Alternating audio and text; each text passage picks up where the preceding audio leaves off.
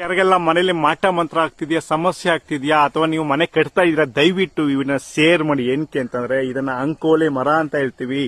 ಈ ನಮ್ಮ ಮಾಟ ಮಂತ್ರಕ್ಕೆ ತುಂಬಾ ಇದನ್ನ ಬಳಸ್ತಾರ. ಆದ್ರೆ ನಾವು ಮಾಟ ಮಂತ್ರಕ್ಕೆ ಏನಾದ್ರೂ ಇದನ್ನ ಈ ಮರದ ಎಣ್ಣೆಯನ್ನ ಅಂಜನ ಅಂತ ಹೇಳ್ತೀವಿ. ಅಂಜನದಿಂದ ತುಂಬಾ ಜನ ಕಪ್ಪು ನೋಡ್ತೀವಿ ಅಂತ ಹಳ್ಳಿ ಕಡೆ ಹೇಳ್ತಾರೆ. ಅದನ್ನ ಎಣ್ಣೆನ ತಯಾರು ಮಾಡೋದು ಈ ಮರದಿಂದ ಅಂತ ಹೇಳ್ತೀವಿ.